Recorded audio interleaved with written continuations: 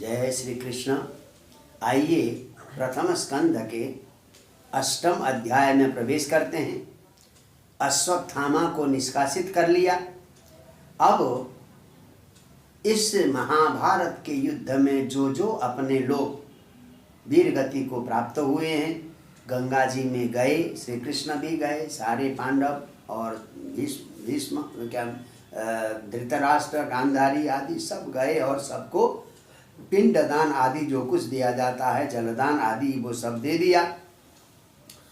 अब श्री कृष्ण सोचने लगे, भाई कचस्पर्श क्षतायुष, कौरव पक्ष के लोगों ने अशुद्ध अवस्था में, रजस्वला की अवस्था में द्रौपदी के बालों का स्पर्श किया था।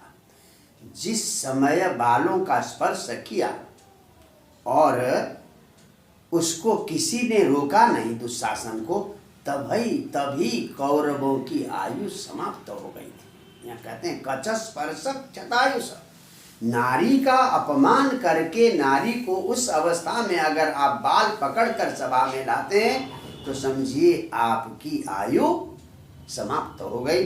तो ऐसे ऐसे कौरवों को समाप्त करके अब व्यास आदि सारे ऋषियों ने समझाया। अब समझाने के बाद सारा काम हो ही गया। श्री कृष्ण सोचने लगे, बहुत दिन हो गए आए हुए, अब द्वारिका की ओर मैं लौटता हूँ। तो द्वारिका की ओर लौटने के लिए रथ में जाकर बैठ गए थे भगवान कि अब यहाँ का काम तो पूरा हो गया, विजय श्री मिली गई है। अब पांडव युधिष्ठिर जो है राजा बनेंगे, युद्ध का क्या नाम है, शासन करेंगे। जाने ही वाले थे गंतुम कृतमति ब्रह्मण, बस जाने के लिए निश्चय किया था भगवान श्री कृष्ण ने। और रथ में भी आस्थित, रथम आस्थित, रथ में भी बैठ गए थे। तभी जो है दूर से रोती हुई उत्तरा आती है। ये उत्तरा राजा की बेटी है और अर्जुन के पुत्र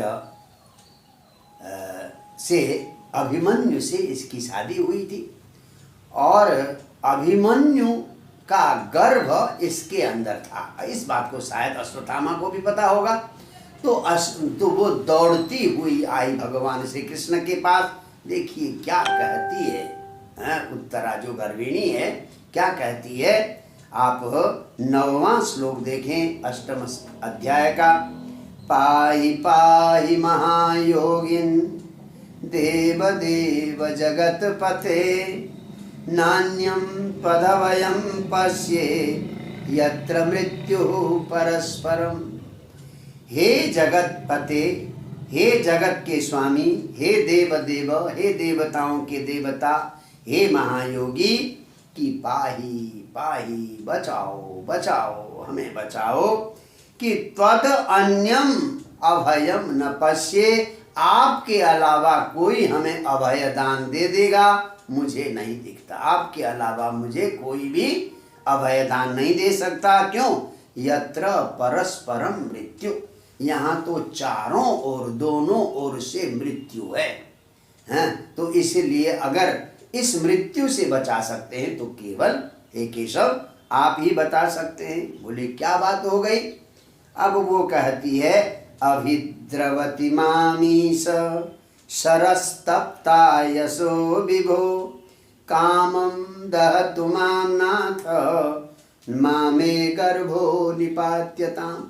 मेरी ओर एक गरम गरम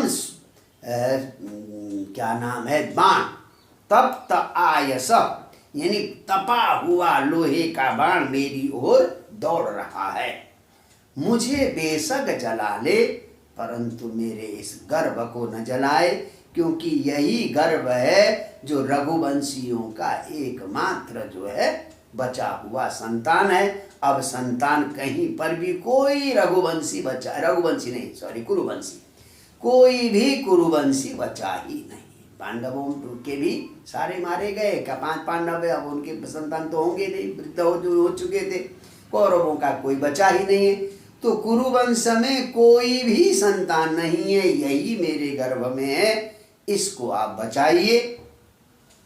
तो बेशक मैं मर जाऊं पर इस मेरी संतान को, इस कुरुवंश की इस बेल को बचाइए। इस प्रकार से वो आतुर होकर कृष्ण के पास आ गई। इतने में पांडवों की ओर 5 बाण बड़ी तीव्र गति से आने लगे। यानी हुआ क्या था कि अश्वत्थामा को जब अपमानित करके घर से निकाल दिया, देखिए उसको ये नहीं लगा कि मुझे प्राणदान मिल गया है। कितना अच्छा सोचा है द्रौपदी ने। हाँ, ये उसे नहीं लगा। दुष्ट व्यक्ति हमेशा गलत ही सोचता है। तो अपमान समझकर दोबारा पांडवों को और गर्भस्थ शिशु को गर्भ हत्या करने के लिए उसने दोबारा इस ब्रह्मास्त्र का प्रयोग किया था। किसने? अश्वत्थामा ने। तो पांडवों ने भी देखा कि भाई 5 बाण उनकी ओर आ रहे, तो भगवान समझ गए कि ये अश्वत्थामा की ही करतूत है। उसने दोबारा ब्रह्मास्त्र का प्रयोग किया। तो भगवान ने एक रूप से तो 5 पांडवों की रक्षा की और अंतः पेट में जाकर, उत्तरा के पेट में जाकर उत्तरा के गर्भ की रक्षा की। देखिए क्या बढ़िया श्लोक है। अंतस्थः, ये है 14वां श्लोक। अंतस्थः सर्वभूतानां आत्मा योगेश्वरो हरि स्वमायया वृणोद्गर्भं वैराट्या कुरुतन्तवे। कि सर्वभूत आत्मा, भगवान तो सारे प्राणियों की आत्मा है। और आत्मा कहाँ रहती है? अंतस्थ, हृदय के अंदर रहती है। ऐसे भगवान ने, योगेश्वर भगवान ने कुरु तंतवे, ये कुरुवंश का तंतु था, कुरुवंश का एकमात्र जीव था। इसकी रक्षा के लिए वैराट्या गर्भम आवृणोत, विराट की पुत्री का नाम है वैराटी, इसी का नाम उत्तरा है। तो विराट की पुत्री के गर्भ को चारों ओर से ढक लिया, कहीं भी किसी भी कोने से उस गर्भ को क्षति न पहुंचे। तो इस प्रकार से उधर तो पांडवों को तो सुदर्शनेन स्वास्त्रेण, अपने सुदर्शन अस्त्र से स्वानाम रक्षाम व्यधा, अपने जो पांडव है उन पांडवों की रक्षा की सुदर्शन चक्र से बाहर, और अंदर गर्भ के अंदर जाकर पूरे गर्भ को ढक लिया ताकि कहीं भी ब्रह्मास्त्र का प्रकोप दिखाई न दे, कोई असर न पड़े। तो अब यहाँ भगवान वेद व्यास कहते हैं ब्रह्मास्त्र तो अमोघ अस्त्र है, ब्रह्मास्त्र को रोकना आसान नहीं है। तो उसका यहाँ उत्तर देते हैं। 15वां श्लोक देखें आप। यद्यप्यस्त्रं ब्रह्मशिरः त्वमोघं चाप्रतिक्रियं वैष्णवं तेज आसाद्य समसाम्यद भृगुद्भ। यद्यपि ब्रह्मशिरः अस्त्रम, यानी ब्रह्मास्त्र नाम का जो अस्त्र है, अमोघम, कभी व्यर्थ नहीं जाता, वो कभी भी व्यर्थ नहीं जाता, और अप्रतिक्रियम, उसको रोकने का किसी में सामर्थ्य नहीं, उसका कोई प्रतिकार नहीं है। फिर भी वैष्णवम तेजम आसाद्य, जब ब्रह्म तेज के साथ वैष्णव तेज पहुंच गया, भगवान विष्णु का तेज क्या है? वैष्णव तेज।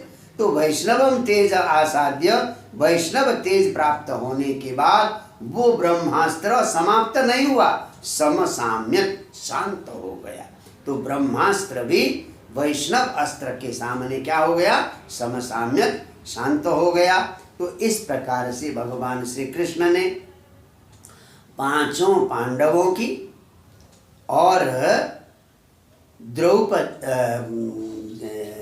उत्तरा के गर्भ के जो अभिमन्यु का पुत्र, जो परीक्षित जन्म लेना है, वो गर्भ में थे परीक्षित, उन परीक्षित की रक्षा की।